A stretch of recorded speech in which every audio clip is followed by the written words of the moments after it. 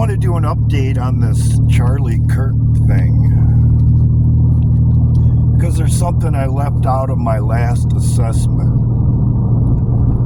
Everything that I talked about is how you would want things to appear if you were performing a professional operation.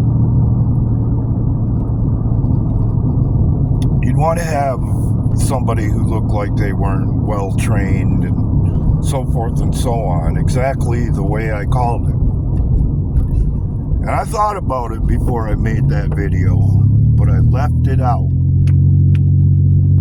Now that new information has come to light and I've done a little bit more research, that's why I'm making this video.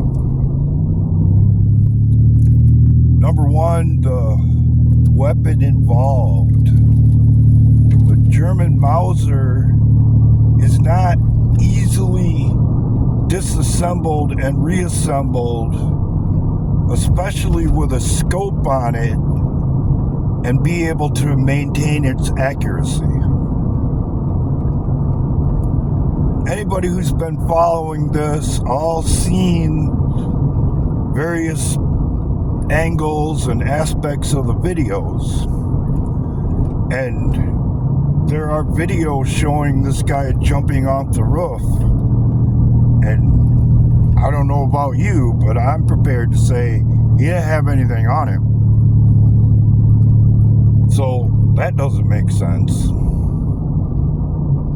And then to stop in the middle of the woods and reassemble the whole thing when you're in the middle of trying to escape, that don't make sense either. Now, I'm willing to overlook, at least wise for the time being, all of the other anomalies that are coming from the crowd. But the one thing that I'm having a hard time with is the shot itself, in particular, the exit wound. The way things unfolded, it looks like, according to my understanding of it, that the exit wound was towards the front of his neck, or things wouldn't had started flowing out the way they did. Because as far as exit wounds go, it's all about momentum, and whatever force hits someone, the material involved is going to travel with the projectile. And that does not appear to be the case. So, I believe in my initial assessment. However, after doing more research and having new information come to light, I can't say that it's entirely accurate, because there are far too many anomalies and inconsistencies to ignore. Given the times that we're in and the political climate and all that, the reality of it is we can't exclude anything as a possibility.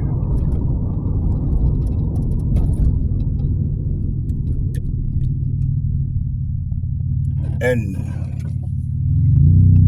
as far as that goes, that's an example of how you're going to have to think should things go bad. Should the worst case scenario become our reality. Just because it looks a certain way doesn't mean that's the way it is. And you had damn well be prepared to reassess your evaluation before you take action. That's how you're going to have to think. And if you're not capable of thinking that way, you better get capable of thinking that way. Because the people who will more than likely end up relying on you, your judgment, and observations. Their life is in your hands in some cases. Because the majority of the people in this country, unfortunately, aren't prepared or willing to even psychologically accept the worst case scenario. And that amounts to being dangerous for everybody.